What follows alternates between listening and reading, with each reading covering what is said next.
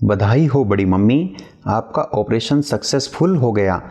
अब हम जल्दी ही घर चलेंगे।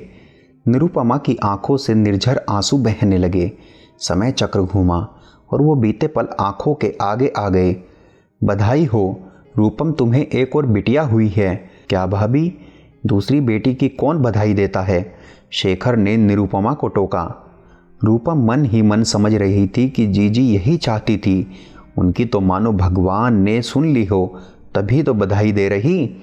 अस्पताल से घर पहुंचे तो अम्मा सिर पकड़कर बैठी थी, ऐसे विलाप कर रही जैसे आसमान टूट पड़ा हो। निरुपमा के 2 बेटे, रूपम को 2 बेटियां हो गई। काश भगवान मेरे शेखर को भी एक बेटा दे दिया होता। क्यों अम्मा बेकार का विलाप कर रही? घर का माहौल खराब मत करो। मेरे और शेखर के बच्चे हैं तो घर के ही बच्चे, क्या फर्क पड़ता है? 2 भाइयों के हिसाब से 2 बहनें हो गई। पुरुषोत्तम जी बोले, जिसका होता है उसी का कहलाता है। बड़ी मम्मी या चाची माँ नहीं बन सकते। निरुपमा तुनक कर बोली। रूपम को जेठानी का एक एक शब्द नश्तर सा चुभ रहा। अम्मा का झुकाव पोतों की वजह से हमेशा बड़ी बहू की तरफ ज़्यादा रहा। बड़े भैया इतने समझदार, जबकि शेखर को बेटियां बोझ ही लगती। उसे लगता दुकान में इतनी मेहनत के बाद भी प्रॉपर्टी के असली मालिक तो भाभी के बेटे ही रहेंगे। चूँकि हमको बेटा नहीं, संपत्ति में हम दावेदार भी नहीं। कुल मिलाकर पुरुषोत्तम जी के अतिरिक्त घर में कोई नहीं था जो दिया और सिया को प्यार करता। सबके लाडले रोहित और रोहन ही थे। रूपम पढ़ी लिखी समझदार थी। उसके मन में बेटे बेटी को लेकर कोई फर्क नहीं था। पर जब पति ही साथ न दे तो औरत को घर वालों की बातों का इतना फर्क नहीं पड़ता। दिया सिया घर के काम भी करती और पढ़ाई में भी अच्छी थी। रूपम के संस्कार साफ झलकते थे। रोहित रोहन दिन भर मस्ती करते हैं और पढ़ाई में कमज़ोर थे। बड़ी मम्मी, भैया ने मेरा बैग छुपा दिया है, कल मेरी परीक्षा है। वो खुद तो पढ़ता नहीं, मुझे भी तंग करता है। सिया रोते हुए बोल रही। तुझे पढ़ लिख कर कौन सा कलेक्टर बनना है? जा माँ का हाथ बटा। अम्मा तुनकी। रूपम ने निरुपमा से बैग देने को कहा। अरे कहाँ जा रहा है इसका बैग? दे देगा। सिया को भी पता है वो इसको छेड़ता है, फिर भी झूठ मूठ के आंसू बहाएगी। रूपम आगे कुछ न बोल पाई। पुरुषोत्तम रोहन का कान खींच कर लाया। खबरदार मेरी राजकुमारियों को तंग किया तो ले बेटा तेरा बैग। सिया खुश हो गई। रोहन हमेशा उसे छेड़ता कि तुम दोनों बहनें इस घर में मेहमान हो, घर के मालिक तो हम दोनों भाई हैं। खैर समय बीतने लगा। बचपन की बातें घर के उसी आंगन तक सीमित रह गई। दोनों भाई बिजनेस मैनेजमेंट की पढ़ाई के लिए शहर चले गए। दिया और सिया दोनों ही मेडिकल लाइन चुनी। दिया लैब टेक्नीशियन थी और सिया ने डी फार्मेसी कर दवाखाना खोल लिया। अम्मा ने खटिया पकड़ ली। एक लड़की के तो हाथ पीले देख लेती।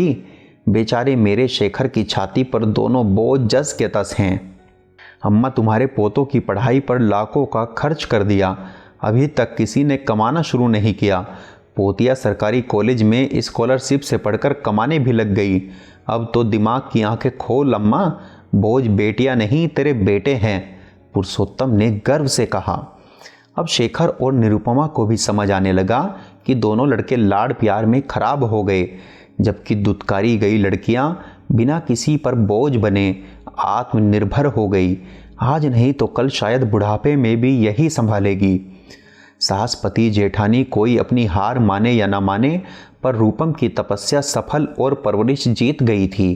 क्यों भाग्यवान, घुटनों में तेल लगवा रही। ये काम घर के बेटे करते हैं, तुम बेटी से करवा पाप कमा रही हो। बड़े पापा ऐसा मत बोलो, कम से कम आप तो ये फर्क मत करो, घर में एक आप ही हो जिसने कभी भेदभाव नहीं किया। बड़ी मम्मी हमारे लिए माँ से बढ़कर है। एक बार भैया को बोलो शहर से इनका फुल बॉडी चेक करवा ले, यहाँ इतनी सुविधा नहीं है। मुझे बड़ी मम्मी के साथ कोई गंभीर समस्या लग रही है। दिया ने कहा। रोहन और रोहित दोनों ने अपने सेमेस्टर की परीक्षा का बहाना दे माता पिता को शहर आने से मना कर दिया। निरुपमा की हालत ज़्यादा खराब होने पर उन्हें एम्बुलेंस में ले जाकर सिटी हॉस्पिटल में एडमिट करवाया गया। जिन पोतों को इतना लाड़ प्यार दिया वो ही ऐसे नालायक निकले। मैं तो समझी थी माँ बाप के साथ चाचा चाची को भी यही संभालेंगे, यहाँ तो। अम्मा सुबकने लगी। अम्मा छोड़िए, अब आप ये सब सोच अपनी तबीयत मत खराब करिए। दुकान इन्होंने संभाली है तो घर मैंने संभाल लिया है, कहीं कोई दिक्कत ही नहीं है। भैया दिया सिया के साथ भाभी को ले गए हैं। बेटे जिम्मेदारी नहीं उठा रहे तो क्या हुआ, बेटियों ने उठा ली। जल्दी ही भाभी ठीक होकर आ जाएंगी। निरुपमा बेहोश थी। होश आने पर पहले उसने अपने बेटों के बारे में पूछा तो पता चला कोई देखने तक नहीं आया। अभी इस गम से पूरी तरह उभर पाती कि पता चला उनकी दोनों किडनी फेल हो चुकी थी। सिया ने अपनी किडनी दे उनको जीवन दान दिया है। रूपम और शेखर दोनों को ही अपनी बेटी के इस फैसले पर गर्व था। निरुपमा आज अपनी नज़रों में इतनी शर्मिंदा थी। रूपम का हाथ हाथों में ले, मैं अपनी ज़िंदगी जी चुकी थी, क्यों तुमने अपनी कुंवारी बच्ची की ज़िंदगी खतरे में डाल दी। इस शर्मिंदगी के साथ जीने से तो मौत अच्छी थी, मुझे मर जाने दिया होता। मरे आपके दुश्मन बड़ी मम्मी, आपकी जगह मेरी माँ होती तो भी मैं यही करती। आप प्लीज़ शर्मिंदा ना हो। बधाई हो, आपका ऑपरेशन सफल हुआ।